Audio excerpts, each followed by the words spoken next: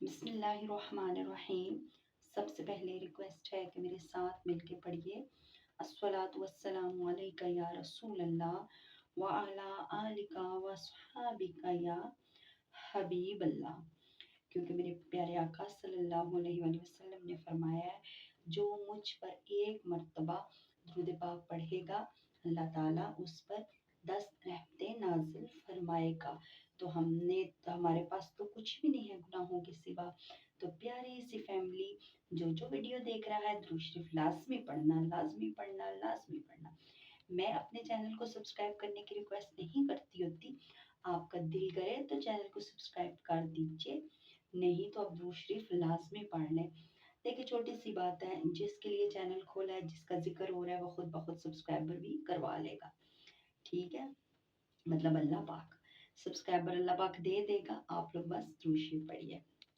अच्छा जी, हजरत सैयदना अब्दुल्लाह बल्खी फरमाते हैं कि बनी इसराइल में एक नहायत पाकबाज हसीन जमील नौजवान था, जिसके हुस्न की मिसाल न थी। वो टोकरियां बनाकर बेचा करता। इस तरह इसकी गुजर बसर हो रही थी। एक रोज वो टोकरियां बेचता हुआ शाही महल के करीब से गुजरा। एक खादमा की नजर इस नौजवान पर पड़ी तो वो फौरन शहजादी के पास गई। इसे बताया कि बाहर एक नौजवान टोकरियां बेच रहा है।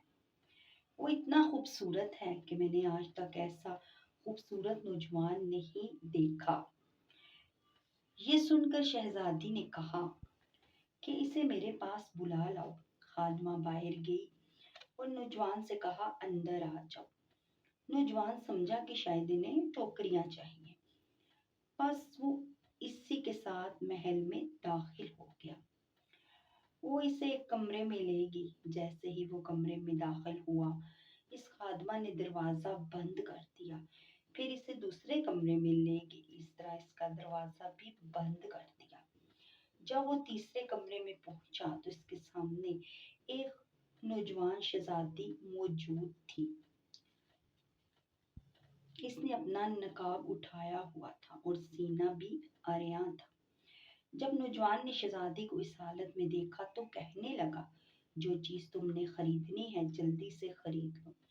शहजादी कहने लगी, मैंने तुझे कोई चीज खरीदने के लिए नहीं बुलाया, बल्कि मैं तुझसे कुर्ब चाहती हूँ और अपनी ख्वाहिश की तस्कीन चाहती हूँ। आओ और मेरी शहवत को तस्कीन दो।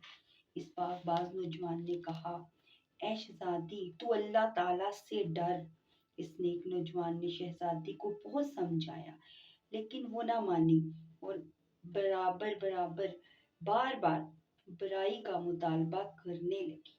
फिर इस नौजवान से कहने लगी, अगर तूने मेरी बात ना मानी तो मैं बादशाह को शिकायत कर दूंगी। ये नौजवान बुराई के इरादे से महल में घुस आया है और तुझे बहुत सख्त सजा दी जाएगी। तेरी बेहतरी इसी में है कि तू मेरी बात मान ले और मेरी ख्वाहिश पूरी कर। नौजवान ने फिर इनकार किया। इसे नसीहत करने लगा, बिन आखिर वो बाज न आई तो इस अजीम नौजवान ने कहा कि मैं वजू करना चाहता हूँ, मेरे लिए वजू का इंतजाम कर दो। तो शहजादी बोली, क्या तुम मुझे धोखा देना चाहते हैं? फिर इसने खादमा से कहा कि इसके लिए महल की छत पर वजू का बर्तन ले जाओ ताकि ये फरार न हो सके। चुनाचा इस नौजवान को छत पर ले जाया गया। महल की छत सतह जमीन से तकरीबन 40 गज ऊंची थी, जिससे वो छलांग लगाना मौत को दावत देने के मुतरादिफ था।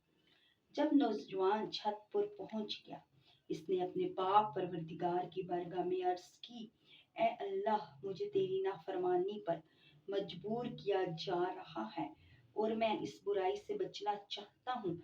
मुझे ये तो मंजूर है कि अपने आप को इस बंद बाला छत से नीचे गिरा दूं, लेकिन ये पसंद नहीं कि मैं तेरी नाफरमानी करूं। चुनांचे इसने बिस्मिल्लाह शरीफ पढ़कर छत से छलांग लगा दी।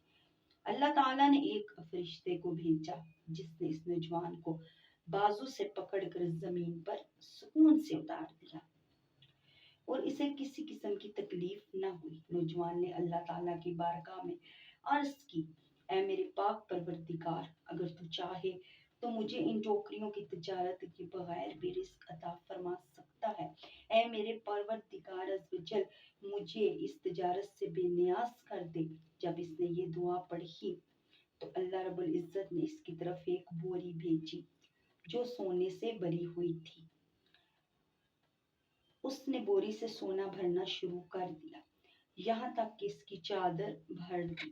پھر اس نوجوان نے اللہ تعالیٰ کی بارگاہ میں عرض کی، اگر یہ اے اللہ اجر کا حصہ ہے جو مجھے آخرت میں ملنا ہے، دنیا میں ملنا کی وجہ سے میری آخرت فرما اجر میں کمی ہو گئی ہے تو مجھے یہ دولت نہیں چاہیے۔ پیاری سی فیملی، جب اس نوجوان نے یہ کہا تو اسے ایک آواز سنائی دی، یہ جو سونا تجھے عطا کیا گیا ہے یہ اس اجر کا 25واں حصہ ہے جو تجھے اس گناہ سے صبر کرنے پر ملا ہے۔